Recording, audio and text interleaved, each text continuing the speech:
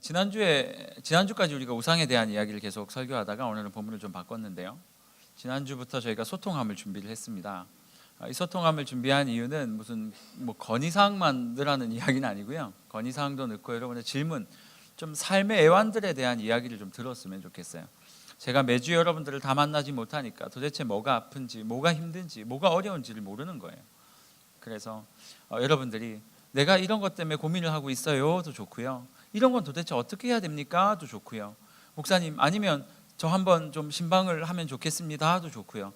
여러분들이 원하시는 어떤 내용이라도 좋으니까 청첩장을 넣으셔도 좋고요. 어떤 거라도 좋으니까 저 소통함을 좀 이용해 주셨으면 좋겠어요. 지난주에 2장의 그 소통함 사연이 있었는데 그 중에 한 가지 질문이 들어와서 제가 이 질문에 대한 이야기를 좀 하려고 합니다. 이렇게 질문을 해요. 목사님, 요즘 우상 시리즈를 설교해 주셔서 참 감사합니다. 하나님보다도 더 사랑하고 의지하는 것은 다 우상이라고 하셨는데 점보고, 굿하고 이런 것은 당연히 우상인데 주역, 관상, 사주, 역학 점, 굿하고는 조금 다른 것 같고 나름 학문적이고 과학적인 것 같은 이런 것들도 우상이 될 수 있습니까? 어떻습니까? 지인의 물음에 그것도 우상이라고 대답은 했지만 명확한 근거를 제시 못한 것 같아서 제가 질문을 드립니다. 이런 질문이 나왔습니다. 여러분 어떠세요? 사주, 관상. 제가 그래서 좀 찾아봤어요. 도대체 이게 뭔가? 저도 잘 몰랐으니까 인터넷에 좀 찾아보니까 이렇게 말해요.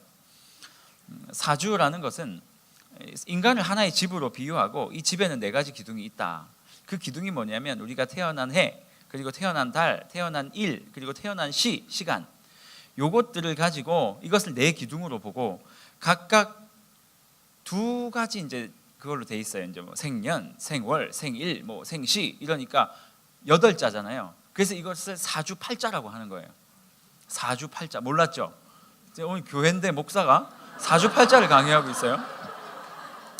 그래서 웃기네요. 네이버. 자, 사주팔자를 풀어보면 그 사람의 타고난 운명 그리고 그것들을 알 수 있대요. 그래서 이것을 어떤 사람은 숙명이라고 쓰기도 하고 그래서 그 사람이 어떻게 인생을 살아갈까가 보인다는 거죠. 그래서 이것들을 어떤 그 사람에게 필요한 어떤 길 한 방위, 그러니까 그 사람에게 좋은 어떤 방향, 아니면 나에게 잘 맞는 궁합, 그리고 이 운세 같은 것들을 바꿀 수 있는 여러 가지들을 변화를 시켜서 그 사람이 필연적으로 걸어갈 수밖에 없는 운명을 바꾸는 거. 이게 그런 거, 사주를 그런 거래요. 이런 걸 잘 열심히 하는 게 역학이다 이런 얘기를 하는데 이런 것들은 너무 범위가 커서 다 설명할 수는 없지만 한 가지는 이거예요. 내가 태어난 그 시간과 이런 것들을 보면 내가 걸어가야 할 인생이 보인다는 거죠. 그리고 이것은 빼도 박도 못하는 거래요. 그래서 이 사람은 그냥 태어난 그 시에 같이 태어난 사람은 똑같은 운명을 가지고 살아간다는 거죠. 여러분 우리가 지금 똑같은 시에 태어났습니까? 그런데 참 비슷해 보이는 지금 운명을 살아가고 있죠. 손도 없죠? 나이는 계속 먹고 있죠? 이 사주팔자가 이야기하는 건 뭐냐면 이 사주팔자를 보러 가는 사람들의 마음속에는 뭐가 있냐면 어떻게든 내 인생을 다른 것들을 통해서 좀 변화시키고자 하는 마음이 있는 거죠. 이것은 철저하게 자기 사랑에 기인한 결과들이에요. 나를 너무 사랑하는 거죠. 그래서 내 인생을 좀 바꾸고 싶어요. 남들보다 좀 더 잘 살고 싶고 좀 더 행복해지고 싶고 좀 더 나은 인생을 살고 싶은데 그 방법이 보이지 않는 거예요. 그래서 정집을 찾아가고 사주팔자 하는 데를 찾아가서 뭐라고 말하냐면 내 인생을 좀 변화시켜줄 무언가가 있었으면 좋겠습니다. 내 인생을 좀 변화시킬 수 있도록 당신이 그 길들을 좀 제시해 주십시오. 그래서 내가 무엇이라도 하면, 내가 어떤 것을 하면 부적을 쓴다든지 아니면 내 인생의 어떤 것을 바꾸고 내 잠자리를 바꾸고 방향을 바꾸고 우리 집에 안 좋은 어떤 좀 흉한 것들을 바꾸어내면 내 인생이 좀 바뀔 수 있을 것 같으니까 그것을 좀 가르쳐 달라라고 요구하는 것, 이것이 여러분이 보는 점이고 사주고 팔자고 이렇다라는 거예요. 결국은 이런 것들을 통해서 사람들이 내가 원하는 어떤 것들을 취하기 위해서 우리가 그것으로 간다. 세상 사람들과 우리는 아예 기준 자체가 다르니까. 여러분, 만약 그리스도인들이 이런 것들을 통해서 자신의 인생을 변화시키려고 노력을 한다면 이것은 우상일까요? 아닐까요? 자, 뭐 말이 어렵나요? 이것은 옳은 행위일까요? 아니면 그른 행위일까요? 그른이라는 단어의 뜻을 모르시나요? 그릇되다, 잘못된 행동일까요? 라는 질문이죠. 만약 그리스도인들이 이것들을 통해서 자신의 인생을 준비한다면 이것은 명백한 우상이죠. 왜요? 내 인생을 뭘 통해서 바꾸기를 원해요? 하나님 아닌 다른 것들을 통해서 내 인생을 바꾸길 원해요. 왜 하나님을 통해서 바꾸려고 생각을 안 했을까요? 자기가 원하는 대로 바꾸고 싶은 거예요. 어떤 사람들은 내가 내 이름이 너무 안 좋아서 그렇다 해서 이름을 개명을 해요.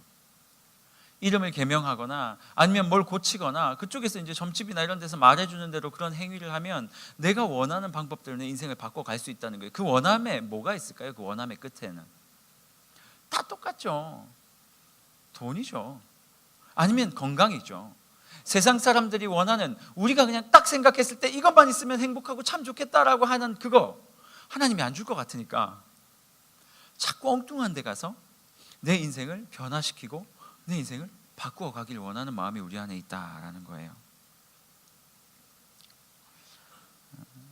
어떻게 하면 이 땅에서 더 잘 먹고 잘 살 수 있을까? 사실 지난주까지 우리가 살펴봤던 출애굽기 본문의 내용도 다 그런 내용이잖아요. 이스라엘 백성들이, 애굽 백성들이 자신에게 유익을 줬던 그 신들과의 싸움이었단 말이에요. 이 나라가 예수 믿은 지 100년이 되었는데, 100년이 좀 넘었는데 그 100년 이전까지 하나님 아닌 다른 것들을 통해서 내 인생을 바꿔가려고 그렇게 노력을 했는데, 물론 그 뒤에는 귀신이 있을 거고요, 사단이 있을 것이고요. 그렇게 부단히 노력했던 그 습관과 그 아무튼 나쁜 그런 전통은 좋은 건데, 그렇죠? 뭐라고 해야 돼요? 아무튼 그런 것들을 여전히 버리지 못하고 하나님을 통해서 해결되지 않으려 하니 자꾸 다른 것들에게 눈을 돌리게 되는 것, 이것은 명백한 우상이다라는 거예요. 예수 믿는 사람들 중에서도 이사 가는 날, 손 없는 날, 이런 것들을 선택하는 사람들 되게 많더라고요. 아니, 권사님들이 점집에 가서 이사 가는 날을 받아와요. 뭐죠? 저는 사실 저의 머리로는 도무지 이해할 수 없지만 이것이 현실상 벌어지고 있으니 어떻게 설명할 수가 없는데, 권사님들이나 누가 자꾸 결혼할 사람 데리고 오면 궁합, 그럼 뭐죠 도대체?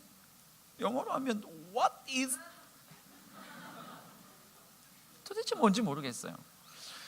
하나님을 믿는다 하면서도 세상에서 하는 것들을 다 수용하고 있는 그리스도인들이 너무 많다라는 거죠. 무엇 때문에 그럴까요? 제가 그 자매인지 형제인지 모르겠는데 이 글씨체가 자매인 것 같아요. 자매라고 하죠. 형제라면 죄송해요. 그 자매의 질문을 보면서, 이것들을 저에게 묻는 이 질문들을 보면서 왜 우리는 이런 궁금증을 갖게 될까, 뭐 이런 생각도 했고요. 그리스도인들이 생각보다 이런 질문이 많아요. 근데 사실 다 알아요. 그 자매도 그러잖아요. 설명을 하긴 했는데 완벽히 근거를 모르겠어서 다시 물어본다. 근데 더 웃긴 건 뭐냐면 그런 것들을 하면서 산다라는 거예요. 만나기는 교회 집사님의 권유를 통해서 만났는데 결국 만나고 헤어지는 것은 점집에 가서 점을 쳐요. 우리 뭐가 어때요? 뭐 관상이 어때요? 사주팔자를 봐주세요. 그리스도로부터 시작했는데 결국은 세상으로부터 마치는 그러한 결과들을 가지고 온다. 이스라엘 백성들이 항상 하나님께 혼났던 이유는 이것 때문이었거든요. 하나님과 세상을 동시에 신뢰하는 것. 하나님을 믿습니다라고 이야기를 하지만 세상에서 말하고 있는 나름 과학적이라는 원리 원칙들을 그냥 자신의 인생에 하나님과 반대된다는 것을 알면서도 수용해버리는 그 역할 때문에, 그래서 하나님께도 경배하고 바알신에게도 경배하고 이러다 맨날 두들겨 맞았단 말이에요. 여러분의 인생에는 이런 것들이 없는지 한번 생각해 보세요. 하나님을 위해 살고 주님께서 기뻐하시는 인생을 살겠다고 말은 하지만 사실상 뒤에다가 뭘 하나 꼼쳐 놓는 거예요. 하나님이 무엇을 해주지 않으면 이것을 통해서 자신의 인생을 풀어갈 무언가를 꿈쳐 놓는 거. 혹시 그 꿈쳐 놓는 그 것들이 여러분의 인생에 있다면 오늘 한번 그것들을 좀 캐어내서 훅 하고 날려보낼 수 있는 시간이 되었으면 좋겠어요. 오늘 본문에 나온 솔로몬이 그런 인생을 살았단 말이에요. 오늘 본문은 여러분들이 잘 아는 것처럼 솔로몬이 지혜를 받은 본문이에요. 우리가 사실 집중하는 건 뭐냐면 솔로몬이 1000번제를 드렸고 하나님께서 무엇을 기뻐하실까 정말 열심히 살았어요. 하나님이 무엇을 기뻐하실까를 정말 골똘히 생각을 했고, 그래서 하나님이 기뻐하시는 거, 하나님께서 좋아하시는 예배를 드리기 위해서 기본 산당에 올라가 가지고요, 그때는 사실 아직까지 예배의 처소가 온전히 없었어요. 그래서 하나님의 법궤가 기본 산당에 있었어요. 그래서 기본 산당에 올라가서 솔로몬이 하나님 앞에 제사를 드렸는데 무려 1000번제, 왕이 제사 드리려면 최소한 소 아니면 뭐 숫염소 정도 될 텐데 소일 거예요. 소 1000마리를 하나님께 제사로 드릴 만큼 하나님을 사랑하고 하나님을 어떻게 하면 기쁘시게 할까를 고민했던 사람이었단 말이에요. 그렇게 예배도 잘 드리고 하나님 앞에 온전히 서 있었던 것 같은 사람이었는데, 오늘 본문 1절에 보니까 뭔가 깨름직한 거 하나가 있어요. 뭔가 하나가 솔로몬과는 어울리지 않을 만한 깨름직한, 뭔가 깨름직해 보이는 무엇인가가 하나가 있다라는 거예요. 3장 1절 보니까 이렇게 말하고 있어요. 솔로몬이 애굽의 왕 바로와 더불어 혼인 관계를 맺어 그의 딸을 맞이하고 다윗성에 데려다 두고 뭐라고 얘기하냐면 나머지 공사들이 다 끝날 때까지 기다렸더라 라고 말하고 있어요. 좀 이상하지 않습니까? 솔로몬은 나중에 타락하기 전까지 하나님을 너무 잘 섬겼던 왕이었고요, 실제로 하나님을 얼마나 잘 섬겼으면 그가 통치하기 시작한 직후부터 올라가서 하나님께 1000번제를 드리고 하나님께서 너무 기뻐하셔서 무엇을 줄고 하니까 은금말 여인 이렇게 말하지 않고 하나님의 백성들을 더 잘 섬길 수 있도록 듣는 귀를 주세요 라고 이야기를 했고, 하나님께서 그것이 너무 기뻐서 솔로몬에게 지혜를 주시고 그리고 은과 금까지 하나님께 허락하셨다라고 성경은 말하고 있는데, 이렇게 아름다운 이야기가 쭉 기술되어 가고 있는 그 첫 번째에 뭔가 깨름직한 하나의 오게티와 같은 하나가 딱 기록되어 있다는 거예요. 그가 애굽 왕 바로, 하나님이 진짜 싫어하는 나라였거든요. 그 애굽에서 그들을 불러내와서 그들의 이 인식을 바꾸기 위해서 얼마나 노력을 하셨는데 그 애굽 왕 바로의 딸과 혼인을 맺었더라. 여러분, 혼인 왜 맺었을까요? 형제님들 이런 생각하지 마세요. 애굽의 왕 딸 바로의 딸이라도 좋으니까 혼인했으면 좋겠다, 뭐 이런 생각이 들 수도 있어요. 뭐 그럴 수 있다고 생각해요. 왜 솔로몬이 그 여자와 결혼을 했을까요? 당시에는요, 뭐 요즘은 그런 게 없죠. 뭐 몇백 년 전까지만 해도 정략 결혼이라는 게 있었어요. 아주 강대한 국가의 왕의 딸과 결혼을 하면 그 왕의 이제 사위가 되는 거니까 그 왕의 강력한 국가로부터의 도움을 얻거나 아니면 특별히 어려운 일이 생겼을 때 그들에게 이제 군사를 보내달라고 요청할 수도 훨씬 요청하는 것도 편했을 것이고, 적어도 그 나라에서 우리나라를 안 쳐들어올 거 아니에요. 자기 딸이 있는데 그 딸 있는 곳으로 군사를 이끌고 오진 않을 거 아니에요. 솔로몬은요, 하나님께 지혜를 받기 전에도 저는 꽤나 지혜로웠던 사람이었던 것 같아요. 그래서 솔로몬이 왕이 되고 나서 가장 처음 한 일이 뭐냐면 애굽 왕 바로의 딸을 자기의 아내로 삼아서 애굽이라는 나라를 자신의 든든한 후견인으로 삼았던 거죠. 그리고 나서 하나님 앞에 가서 또 이야기한 게 뭐냐면 하나님, 나에게 듣는 귀를 주시고 이런 것들을 허락하셔서 내가 더 잘 통치할 수 있도록 도와주세요. 솔로몬은요, 보험을 들었던 거예요. 보험을. 하나님께서 우리를 붙잡아 주실 걸 알았어요. 솔로몬이 굉장히 똑똑했고 다윗 왕과 약속한 하나님의 언약을 다 알았단 말이에요. 그래서 하나님께 이 언약대로 나를 지키실 것을 알았어요. 알았음에도 불구하고 솔로몬은 어떤 보험을 들었냐면 하나님께서 나를 지켜주실 것을 알지만 혹시나 만에 하나, 100보다 많이 큰 거죠, 만에 하나 1000만분의 1이라도 하나님께서 나를 지켜주시지 않을 그때를 대비해서 보험을 하나 들어놨던 거예요. 누구를로요? 애굽 왕 바로의 딸을 자신의 아내로 삼았다. 우리 인생이 좀 이런 것 같다라는 생각을 좀 했어요.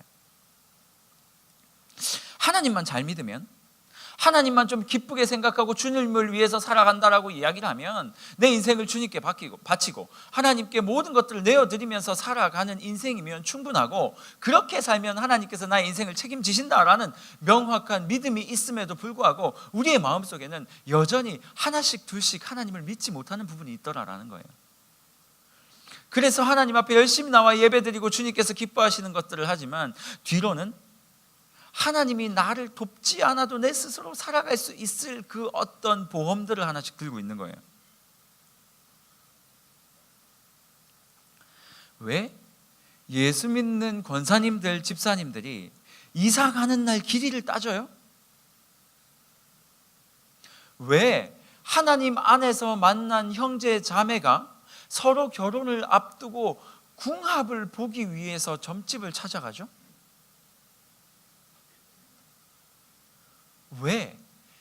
하나님 안에서 만났는데 결국 이 사람과 결혼을 한다 안 한다를 결정할 때는 세상의 기준에 따라서 결정을 하는 거죠. 이유는 하나예요.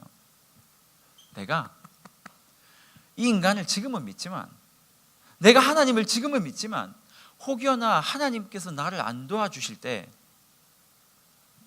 이걸 통해서 움직이겠다는 거예요.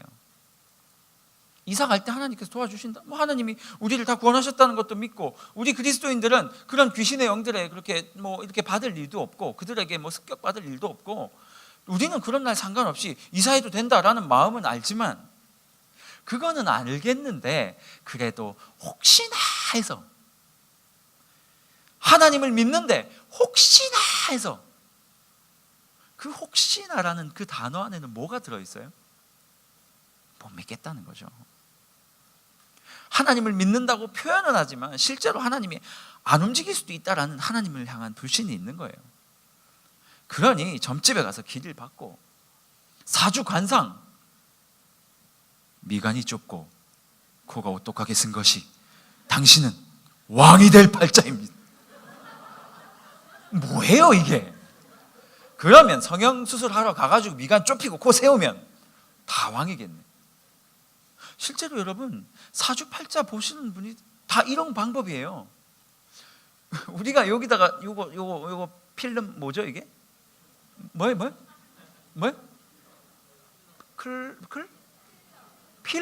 필름이 아니고 필러.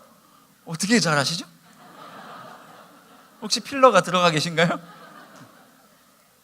아니, 그 사람들이 말하는 것처럼 이름 바꾸고, 아니면 불길한 거 있으면 치우고 이렇게 방향 바꾸는 게, 여러분 미간 좁히고 필러 넣는 거랑 뭐가 달라요? 그러면 그렇게 하면 우리 인생이 다 풀리겠네요. 전혀 하나님을 의지하지 않고 하나님을 믿는다 하면서 세상에서 요구하는 것들을 취하기 위해서 자기 자신을 너무 사랑해서 자기 자신의 그 인생, 자기가 원하는 인생을 살아가기 위해서 하나님이 아니다 하라는 것들에 귀를 기울이고 그것들을 귀담아 들으면서 살아가는 인생, 이 지금 솔로몬이 살았던 인생이 이런 인생이었다는 거예요. 하나님이 내가 지켜줄 거야. 무엇 때문에? 다윗에게 한 언약 때문에. 오케이, 다윗의 언약은 절대로 없어질 리 없으니 솔로몬은 그냥 하나님 말씀만 듣고 걸어가면 되는데, 아무리 생각해도 믿음지가 않은 거예요. 그래서 하나님 몰래 다 알고 계셨겠지만 애굽에 가서 정략 결혼을 해서 하나님이 나 지켜주지 않으면 애굽이라는 우리 장인어른이 나를 지켜줄 수 있도록 그렇게 뒤로 꼼수를 써놓은 게 솔로몬의 삶이었어요. 여러분, 솔로몬 어떻게 망하는 줄 아세요? 사실 오늘 본문에 나온 이야기처럼 되려면 솔로몬이 하나님께서 너무 기뻐하셔서 듣는 마음을 달라 그랬고 하나님이 지혜 주셔가지고 지혜로 막 여인들이 애기 한 명을 데리고 오니까 네 애기다 내 애기다 막 네 거다 내 거다 막 이럴 때 솔로몬이 반으로 갈라라 막 이래가지고 엄마들이 지혜로워가지고 안 돼요, 차라리 저 여인에게 주세요. 이 엄마가 진짜 엄마다 이러고 막 애기를 줘가지고 막 어머 너무 고마워요, 당신 너무 지혜로워요, 당신은 지혜로운 왕이에요. 그리고 막 스바에 있는 여왕이 와가지고 말 타고 와가지고 당신의 지혜를 볼까요 하고 막 그 지혜를 들으면서 현황해가지고 막 놀래가지고 깜짝 넘어지고 막 솔로몬 너 정말 대단한 왕이구나. 이런 이야기만 들으면 솔로몬이 끝까지 엄청난 것들을 이루고 죽었더라, 하나님 앞에서 가장 선한 왕이었더라, 이렇게 해석을 받아야 되는데 성경은 그렇게 말 안 하고 있단 말이에요. 솔로몬이 2장 3장에 왕 돼가지고요 한 11장쯤 되면 막장이에요. 그 인생이 막장으로 넘어가요. 뭐 때문에 막장으로 넘어가는 줄 아세요? 애굽의 왕 바로의 딸 때문에 그래요. 솔로몬이 젊었을 땐 괜찮은데 나이가 조금씩 들고 판단력이 흐릿해지고 할 때 애굽의 왕 바로의 딸이 아니죠. 애굽의 왕 바로의 딸. 이름 뭐예요, 이 여자? 아무튼 이 여자가 솔로몬에게 가서 뭐라고 얘기했는 줄 아세요? 내가 섬기던 신이 있는데 그 신을 못 섬겨서 나 죽을 것 같다. 솔로몬에게는 1,000명의 여인이 있었어요. 여성들 분노하소서. 그 여인들이요, 그 중에 이방 여인들이 전부 솔로몬에게 와가지고 나 죽을 것 같으니까 우리 신 섬기게 해달라고. 그래서 끝에 뭐라고 나와 있는지 아세요? 솔로몬이 산당에서 그 여인들과 함께 이방 신을 막 섬기고 있는 장면이 성경에 나와요. 뭐 때문에 시작된 거라고요? 이거 애굽 왕 바로의 딸 때문에 그래요. 자신이 자신을 지키기 위해서 숨겨놨던 최후의 보루, 가장 중요한 보물, 하나님께서 나 안 만져주면 이걸 통해서 살아남겠다고 딱 움켜진, 캥겨놓은, 뭐라 그래요? 쟁겨놓은 그게요, 결국은 솔로몬의 인생을 완전히 말아먹게 만들더라라는 거예요. 여러분, 우상은 다른 게 아니에요. 하나님을 믿지 못하고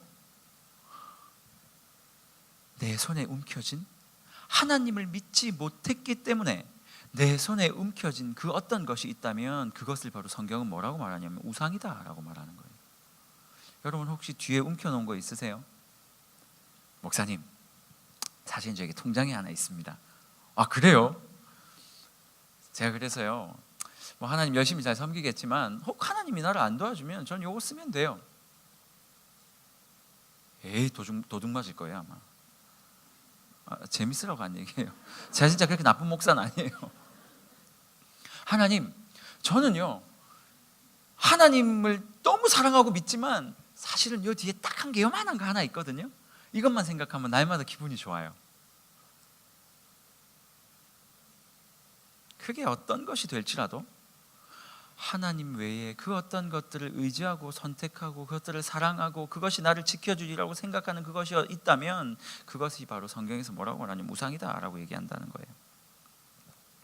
좀 더 표현을 하자면 나를 위해서 심는 무언가, 여러분 자신을 위해서 무언가를 심어가고 있다면 그게 바로 우상이다라는 거예요.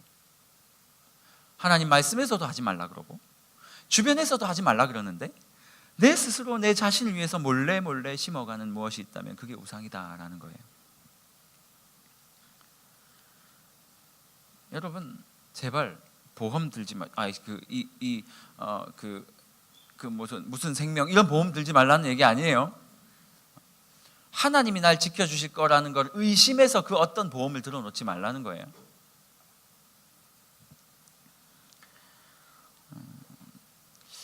그러면 자신을 위해서 무언가를 심으면서 살아가는 인생이 그것들이 바로 우상이다라고 이야기를 한다면 성도란 어떤 존재인가? 성도란 자신을 위해서가 아니라 주님을 위해서 무언가를 계속 심으면서 살아가는 인생을 우리는 뭐라고 부르냐면 성도다. 그런 사람을 성도라고 부르는 거예요. 나는 이것이 좋고 내 인생을 위해서는 이런 선택을 하는 것이 훨씬 더 유익할 것 같고 세상에서도 그렇다고 말하지만 이것을 내 인생의 우상을 삼지 않고 하나님이 원하시는 것을 위해서 좀 더 손해보더라도 그것들을 선택하고 심어 나가는 것, 그렇게 살아가는 인생을 우리는 성도다라고 부르는 거예요. 여러분, 무엇을 심고 있습니까? 혹시 솔로몬처럼 하나님을 믿고 예배 잘 드리지만 뒤에 결정적인 무언가를 가지고 있지는 않으세요? 하나님보다 더 믿는 어떤 것이요? 솔로몬과 정반대되는 인생을 살았던 사람이 다윗이었어요. 다윗은요, 솔로몬은 자기가 살기 위해서 무언가를 캥겨놨잖아요. 다윗도 캥겨놓은 게 있었어요. 감춰놓은 게 있었어요. 그런데 그 감춰놓은 건 뭐냐면 주님의 성전을 위해서 감춰놨어요. 참 웃긴 사람이에요. 죽을 때까지 자기가 무엇을 누릴 수도 있고 그 강력한 제국의 왕이었는데 그것들을 누리지 않고 계속 돈을 모아놓은 거예요. 이유는 뭐 때문에요? 성전 짓게 하려고. 다윗은 누구를 위해서 남겨놨어요? 자신의 재물을? 하나님을 위해서 계속 그러니 솔로몬과 다윗의 인생은요, 얼마나 비교되는 인생인지 몰라요. 지금도 이스라엘 사람들이 가장 위대한 성군 이러면 다윗이라고 얘기를 하지 솔로몬이라고 얘기하는 사람은 아무도 없어요. 다윗보다 더 많은 부를 솔로몬이 누렸음에도 불구하고, 세상에서 가장 많은 것들을 누린 사람임에도 불구하고 하나님의 평가는 다윗은 승리했고 솔로몬은 졌다라고 이야기를 하는 거예요. 다윗은 자기 것들을 계속 모아서 뭘 했냐면 성전을 지었어요. 물론 성전을 솔로몬이 지었지만 다윗이 지은 거나 마찬가지였어요. 왜냐하면 다윗이 다 준비해 놓은 거였으니까. 솔로몬이 캥겨놨던, 뒤에 심어놨던 바로의 딸, 그 여인을 통해서 솔로몬은 망했다면, 다윗은요, 자기가 심어놨던 하나님의 성전을 위해서 뿌렸던 그 씨앗으로 말미암아 나중에 이스라엘 백성들이 회복을 경험해요. 솔로몬 때문에 산당이 엄청 활기차지거든요. 솔로몬 때문에 우상 숭배가 엄청 활기차져요. 그래서 이후에 나오는 모든 왕들은 무슨 죄 때문에 두들겨 맞냐면 우상 숭배 때문이었어요. 그 우상 숭배가 누구로부터 시작됐다고요? 솔로몬 왕부터 시작된 거예요. 세상의 이야기 듣고 세상에서 원하는 대로 하나님 아닌 다른 것을 선택하며 살았던 그 인생 때문에 뒤에 나오던 오고 오는 자신의 후손들이 다 우상 숭배에 빠져버렸다. 그렇게 해서 멸망했던 나라가 어떻게 돌아왔는 줄 아세요? 다윗이 만들었던, 다윗이 준비했던 하나님의 성전 때문에, 그 성전 때문에 다시 하나님의 백성들이 돌아올 수 있는 은혜를 얻었다라는 거예요. 왜 이렇게 어버버하죠? 여러분, 무엇을 심고 계세요? 성도는 하나님을 위해 어떤 것을 심는 사람이다 라고 이야기를 했습니다. 제발 하나님 모르는 어떤 꿍꿍이를 여러분 뒤에 숨겨놓지 않았으면 좋겠어요. 온전히 여러분의 인생이 하나님 앞에 투명하게 주님의 일을 위해서 심어가는 그런 인생이 되었으면 좋겠어요. 그러면 여러분, 무엇을 심겠습니까? 무엇을 심겠습니까? 결국 우리가 심어야 하는 건 뭐냐면, 하나님이 우리를 보내신 목적과 이유를 알고 그 목적과 이유에 합당한 씨앗들을 뿌려가는 인생이 우리의 인생이 되어야 해요. 성경은 철저하게요, 콩 심은 데 콩 나고 팥 심은 데 팥 난다라고 이야기를 하고 있어요. 내가 지금 심은 것들이 나중에 열매로 나온다라고 성경은 말하고 있어요. 지금 여러분들은 20년 전에 심은 것들을 따먹고 계실 겁니다. 아닌가요? 전 20년 전에 심은 것들을 지금 따먹고 있어요. 여러분들이 만약 20년 전에 하나님 것을 심었다면 지금 하나님 것을 따먹고 있을 거고요. 만약 10년 전에 세상의 것을 심었다면, 남들 사기치고 거짓말하고 뭐 이런 남들 괴롭히고 하는 것들을 심었다면 나중에 그걸 여러분 따먹을 거예요. 그럼 여러분 지금 이 나이에 지금 여러분의 삶의 현장 가운데 무엇을 심겠냐라는 거예요.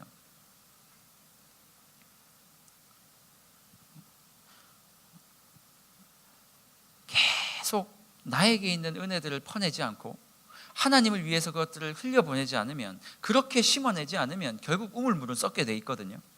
우리도 마찬가지예요. 은혜를 받고 하나님을 알고 이러면 내 안에 있는 자원들을 계속 퍼내고 하나님께서 원하시는 곳으로 흘려보내야 그 다음 것들이 샘솟듯이 솟아나지. 여러분, 우물이 있는데 그거 한 번도 안 파먹어 보세요. 그 우물은 썩습니다. 여러분, 계속 파내야, 저는 뭐 우물 잘 모르지만 적어도 지금 생각하는 제 머릿속에서는 대기의 압력과 지하수에서 올려 보내려고 하는 그 압력이 일치를 이루는 그 사이에 수평선이 이루어져 있을 텐데, 이것들을 퍼내면 또 여기서 밀 거 아니에요. 그럼 또 새로운 생명수들이 막 흘러나올 거 아니에요. 근데 여기 거 안 퍼내면 계속 썩을 거란 말이에요. 하나님이 여러분에게 준 것들을 계속 흘려보내지 않으면 언젠가 그것은 썩게 되어 있어요. 썩고 나면 그 안에서는 아무 일도 일어나지 않습니다. 여러분, 무엇을 흘려보내시겠어요? 하나님께서 여러분을 통해서 받고 싶은 게 뭘까요? 지난주에 우리 이번 여름 선교를 통해서 우리 그거 했잖아요. 지원자를 이제 구글 통해서, 국 말고요, 구글 무슨 이렇게 이거 하는 거를 통해서 이제 그 신청자를 받았는데, 지난주 초에 제가 들어갔는데 25명이 신청을 했더라고요. 우리 공동체에 이렇게 많은데, 야, 큰일 났다. 한 교회에 5명씩 가야 되겠구나. 그런데 또 옆에서 뭐라고 얘기를 하냐면, 목사님, 그 25명에는 해외 선교 가는 사람도 포함되어 있습니다. 이러는. 와, 뭐야, 뭐 달 타냐고 삼총사도 아니고. 말 한 마리 빌려가지고 3명이 타고 가면 되겠구나. 야, 이거 큰일 났다. 이런 생각들이 계속 고민이 드는 거예요. 야, 이번 선교 어떻게 하지? 하나님께서 분당 우리 교회 조이스 청년부를 이 땅에 세우시고 우리에게 그 교회들을 붙여놓은 이유는 내가 그냥 가서 섬겨줄 게가 아니에요, 여러분. 하나님께서 이 교회를 통해서 그 교회를 살리겠다고 말하는 거거든요. 이거는 나의 만족과 유익을 위해 그냥 가서 봉사하고 시간 낼 때 봉사하고 돌아오겠다, 뭐 그러면 좋겠지, 뭐 거기 가서 혹시나 뭐 이쁘고 잘생긴 형제를 만날 수도 있겠다, 너무 좋은 건데, 그냥 단순히 그냥 가도 되고 안 가도 되고의 문제 때문에 하나님께서 뭐 이렇게 준 것이 아니라, 야, 그럼 그 도시교회에 사람들이 모여 있고 이렇게 훌륭한 자원들이 넘쳐나는데 시골 교회는 일할 사람 한 명도 없어서 그 목사님 혼자 고군분투하면서 이제 막 40대 초반 된 젊은 목사님들이 가가지고 계속 논 매고 밥 매고 그 지역 어르신들 잔치 한번 못 해드리고 평생 그렇게 살아가고 있는데, 니네들이 지금 뭐 하고 있냐라고 우리에게 지금 어쩌면 책망하고 계신 걸지도 모른다라는 거예요. 교회는 스스로 살아야 되는 거 맞아요, 여러분. 교회는, 시골 교회는 자기가 알아서 살아야죠. 근데 문제는 뭐냐면 우리가 다 거기 박차고 나와버렸잖아요. 그렇다면 우리가 하나로 연결된 몸이라면 우리가 흘려보내고 우리의 우물물들을 계속 퍼서 날라야 하는데, 지금 우리 생각에는 지금 우물물 팔 시간이 어디 있어요? 나 지금 내 인생을 위해서 지금 여기 다른 거 심기도 바빠 죽겠는데 목사님 자꾸 뭐 이걸 퍼내라 그래요. 예배 잘 드리고 있잖아요. 여기 내 이거 심을 동안에는 좀 냅두세요. 이번에는 보라카이에서 심고 막 다음에는 뭐 어디 하와이에서 심고 막 북극 하와이 문 닫았어요, 여러분. 저는 여러분이 제발 엄한 데 가서 엄한 것 가지고 노력하지 않았으면 좋겠어요. 솔로몬이 쓸데없이 애구방한테 가가지고 그 가기도 얼마나 힘들었겠어요. 바로한테 얼마나 잘 보였겠어요. 뭐 얼마나 비벼댔겠어요. 이렇게 쓸데없이 교회자랑 결혼해가지고 인생 망해버렸어요. 가만히 앉아가지고 하나님 앞에 지혜 받는 지혜 얻고, 하나님께서 기뻐하시는 여인하고 결혼하고, 하나님께서 말씀하신 대로 바보처럼 천치처럼 그냥 앉아가지고 말 들리는 대로 살면 하나님께서 다 해주실 텐데 쓸데없이 자기 지혜로 엉뚱한 거 심어가지고 나중에 인생 망했단 말이에요.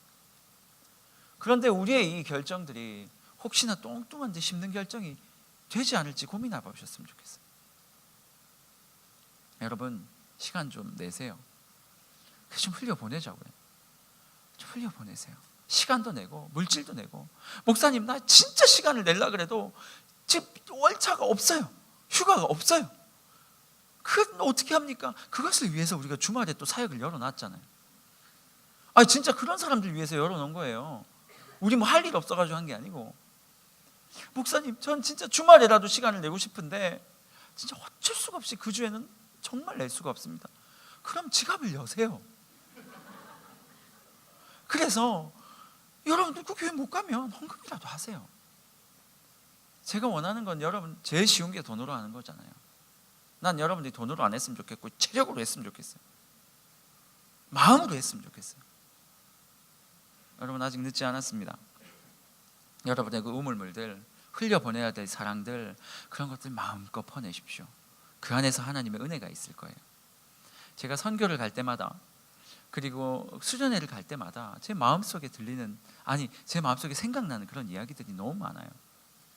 수련회 갔다가, 선교 갔다가 자신이 가지고 있었던 인생의 고민들이 하나님 앞에서 깨어진 사람들이 한두 명이 아니에요. 여기서 이렇게 힘들다고 막 나는 왜 이런 인생을 사나 막 고민하고 살아가던 인생이 어느 날, 예전에 제가 기억이 나요. 제가 태국 선교도 가고 인도네시아 선교도 갔는데, 인도네시아 선교를 갔던 그때에 한 자매가 그런 고백을 했어요. 죽을 것 같더라는 거예요. 죽을 것 같더래. 왜 사는지도 모르겠고, 내가 너무 힘든데 어떻게 방법도 없고, 집은 막 완전히 다 깨져가지고, 부모님은 막 완전히 이렇게 돼서, 한 분은 뭐 여기까지 얘기할 수는 없는데 아무튼 병원에 들어가 계시고, 이걸 끊을 수가 없어가지고, 이걸 끊을 수가 없어 병원에 가 계시고, 집안은 다 깨져 있고 자기도 아프고. 근데 그 탈출구를 찾다가 안 되겠다, 선교 가야 되겠다 싶은 생각을 했대요. 그래서 말도 안 되는데 억지로 휴가를 내가지고, 억지로 휴가를 내가지고 선교를 가서 그곳에서 고백한 게 뭔지 아세요? 막 울면서 고백을 하는 거예요. 목사님, 나 여기 너무 잘 온 것 같아. 이곳에서 살아가고 있는, 이곳에 하나님을 알지 못하는 영혼들, 하나님을 알지만 너무나도 힘들게 고군분투하고 그렇게 살아가는 영혼들, 이 나라를 보면서 자신의 것들을 막 흘려보내기 시작하니까 이 안에 치유가 일어나더라는 거예요. 치유가. 이 안에 꽉 막혔던 것들이 다 회복되더라는 거예요. 그때 그 자매가 이렇게 고백하더라고요. 아무리 힘들어도, 아무리 어려워도 내가 선교 선택하길 너무 잘했다라. 그리고 나서 갔다 오고 그 자매의 표정과 삶이 얼마나 밝아졌는지 몰라요. 여러분, 고민하지 마세요. 여행 떠난다고 해결 안 됩니다. 가서 교회 섬기시고 함께 일하고 내게 주어졌던 은혜 나누고 퍼나르고 그러는 과정 가운데 또다시 이 밑에서 하나님께서 주시는 은혜가 막 샘솟아 올라올 거예요. 그렇게 회복되는 게 예수 믿는 사람들이에요.